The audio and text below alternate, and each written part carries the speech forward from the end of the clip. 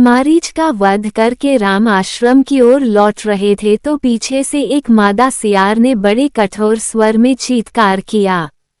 One के मृग एवं पक्षी उनके बाईं ओर चलने और उड़ने लगे। इन अपशकुनों को देखकर राम का हृदय आशंकित हो उठा। उन्हें सीता के अशुभ की चिंता संतप्त करने लगी। इतने में ही उन्होंने मार्ग में लक्ष्मण को आते देखा। लक्ष्मण को देखकर उन्हें ऐसा प्रतीत हुआ कि किसी राक्षसी षड्यंत्र के फलस्वरूप सीता किसी कठिनाई में फंस गई है। चिंतित होकर उन्होंने लक्ष्मण से पूछा, लक्ष्मण, सीता कहाँ है?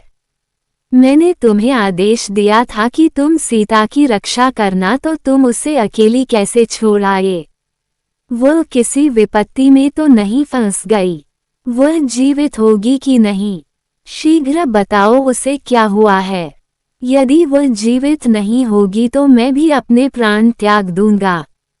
कहीं ऐसा तो नहीं है कि उस मायावी राक्षस ने हाँ लक्ष्मण कहकर तुम्हें भी भ्रम में डाल दिया है और तुम सीता को अकेली छोड़कर यहाँ दौड़ आए हो? अथवा सीता ने ही भ्रमित होकर तुम्हें यहाँ आने को विवश किया हो? ऐसा प्रतीत होता है कि राक्षसों ने अपने प्रतिशोध लेने के लिए ये चाल चली है और तुम इसमें फंस गए हो। खर और दूषण की मृत्यु का बदला लेने के लिए उन्होंने सीता का वध कर डाला होगा। राम के इन वचनों से व्यथित लक्ष्मण बोले, भैया, मैं उन्हें स्वयं अपनी इच्छा से छोड़कर नहीं आया हूँ। मैंने उन्हें अनेक प्रकार से समझाया, किंतु वे चेतना मोह से ग्रसित होकर मुझसे कहने लगी कि तुम्हारे मन में पापपूर्ण भाव भरा हुआ है, तुम अपने भाई के दुश्मन हो और उनकी मृत्यु के पश्चात मुझे प्राप्त करना चाहते हो। उनके इस प्रकार से कहने पर मैं रोष से भर उठा और आश्रम से निकल आया। इस प्रकार से उन्होंने ही कठोर वचन कह कर मुझे यहाँ आने के लिए विवश कर दिया। लक्ष्मण के वचनों को सुनकर राम ने कहा, सौम्य, तुम सीता को छोड़कर चले आए, ये तुमने अच्छा नहीं किया। सीता तो क्रोध में विक्षिप्त हो रही थी और क्रोध में भरी हुई नारी के मुख से कठोर वचन निकलना आश्चर्य की बात नहीं है, किंतु तुम तो समझदार हो। मेरे आदेश की अवहेलना कर तुम्हारा इस प्रकार से चले आना अनुचित है। चिंतित राम और लक्ष्मण जब अपने आश्रम पहुँचे तो उन्हें सीता कहीं दिखाई नहीं दी। उन्होंने समस्त पर्णशालाओं को देख डाला, किंतु वे सभी सूनी मिली। जैसे हेमंत ऋतु के हिम से ध्वस्त होकर कमलिनी श्रीहीन हो जाती है, उसी प्रकार से पर्णशालाएं शोभा शून्य थीं। आश्रम के वृक्ष और पत्ते भी वायु में सनसनाकर दुख से रो रहे प्रतीत होते थे। मृगछाला और कुश इधर उधर बिखरे पड़े थे, आसन औंधे पड़े थे, वृक्षों के फूल पत्ते तथा कहीं कहीं टहनियां टूटी या अध टूटी पड़ी थीं।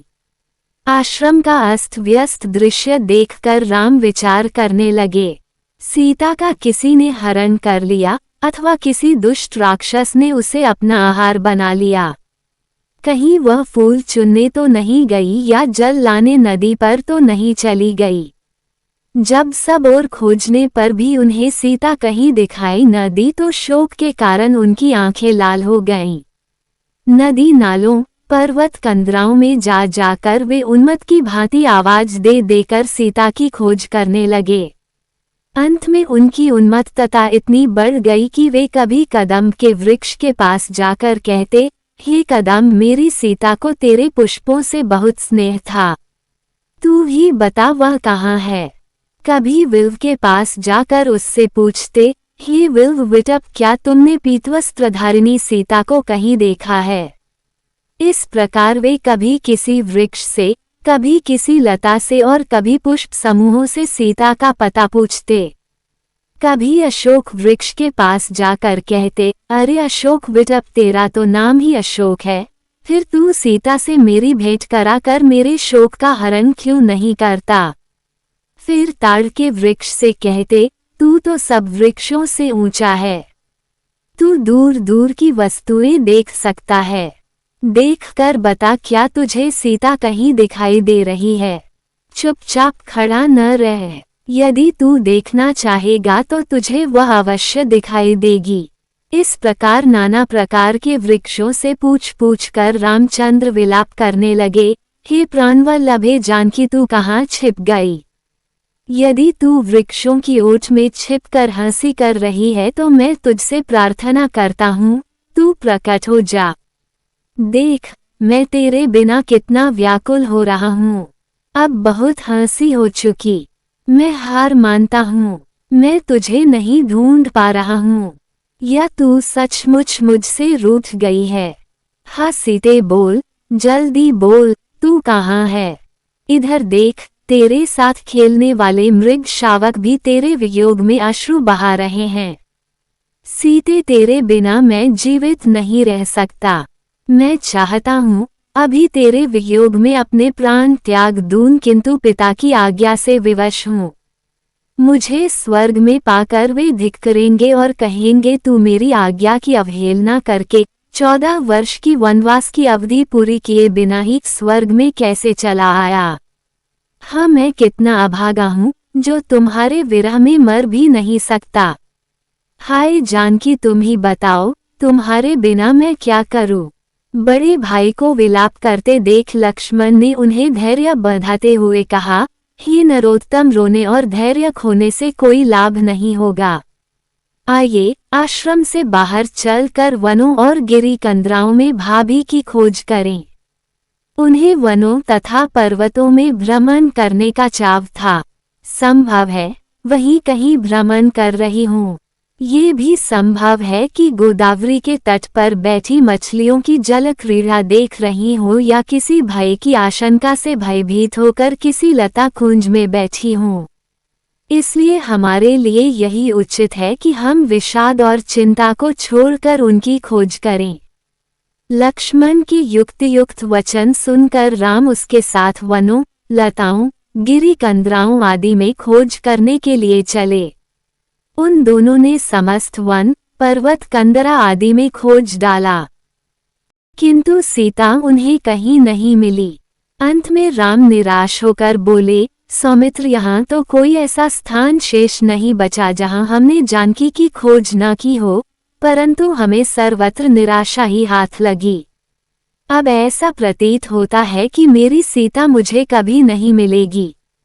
मैं वनवास की अवधि बिताकर जब अयोध्या लौटूंगा और माता कौशल्या पूछेगी कि सीता कहाँ है तो मैं उन्हें क्या उत्तर दूंगा? मिथिलापति जनक को क्या मुंह दिखाऊंगा? वे जोर जोर से विलाप करने लगे, हे सीते मैं तुम्हें कहाँ ढूंढूं?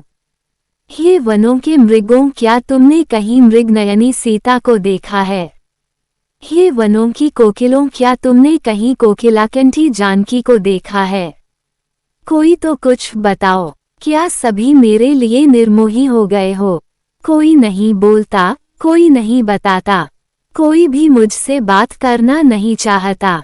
मैं काया हूँ जो अपनी भार्या की रक्षा न कर सका। थोड़ी देर मौन रहने के पश्चात वे फिर लक्ष्मण से बोले, हे सौमित्र अब सीता के बिना मैं किसी को मुख दिखाने के लायक नहीं रहा। मैं अवधि पूर्ण होने पर भी अयोध्या नहीं जाऊंगा। तुम अब अयोध्या लौट जाओ। भरत से कह देना अब तुम ही अयोध्या का राज्य संभालो। मैं कभी नहीं लौटूंगा। माता कौशल्या से कहना कि किस प्रकार सीता का अपहरण हो गया और उसकी विरह व्यथा को न सह सकने के कारण राम ने आत्महत्या कर ली। अब तुम्हारे जाते ही मैं गोदावरी नदी में डूबकर अपने प्राण त्याग दूंगा। मैं इस संसार में सबसे बड़ा पापी हूँ, इसलिए तो मुझे एक के पश्चात एक अनेक दुख मिलते चले जा रहे हैं। पहले पिताजी का स्वर्गवास हुआ और अब सीता भी मुझे छोड़कर जाने कहाँ चली गई। घर बार और संबंधी तो पहले ही छूट गए थे। मुझे रह रह कर यह ध्यान आता है कि सीता राक्षसों के चंगुल में फंस गई है। वह भी रो रो कर अपने प्राण विसर्जित कर रही होगी। तुम कहते हो कि वन में या गोदावरी के तट पर गई होगी। ये सब मुझे बहलाने की बातें हैं। जो वनवास की इतनी लंबी अवधि में एक बार भी आश्रम से अकेली बाहर नहीं निकली, वह आज ही कैसे जा सकती है? अवश्य ही राक्षसों ने उसका अपहरण कर लिया है अथवा उसे अपना आहार बना लिया है। इन वृक्षों, पशुओं आदि से इतना सामीप्य होते हुए भी कोई मुझे सीता का पता नहीं बताता। हा सीते, हा प्राणवल्लभे, तू ही बता मैं तुझे कहाँ ढूंढूं, कहाँ जाकर खोजूं। राम को इस प्रकार दुख से कातर और शोक संतप्त देख लक्ष्मण ने उन्हें धैर्य बढ़ाते हुए कहा, भैया, आप तो सदैव मृदु स्वभाव वाले और जितेंद्रिय रहे हैं। शोक के वशीभूत होकर आप अपने स्वभाव का परित्याग मत कीजिए। हे रघुकुल भूषण, कितने ही महान कर्म, अनुष्ठान और तपस्या करके हमारे पिता महाराज दशरथ ने आपको प्राप्त किया है। आपसे वियोग हो जाने के कारण ही उन्होंने अपने प्राण त्याग दिए। आप धैर्य धारण करें। संसार में प्रत्येक प्राणी पर विपत्तियां आती हैं, किंतु विपत्तियां हमेशा नहीं रहती, कुछ काल पश्चात उनका अंत हो जाता है। हमारे गुरु वशिष्ठ जी के 100 पुत्रों का एक ही दिन में गुरु विश्वामित्र ने वध कर दिया था। देवता तक भी प्रारब्ध की मार से नहीं बच पाते, फिर देहधारी प्राणी कैसे बच सकते हैं।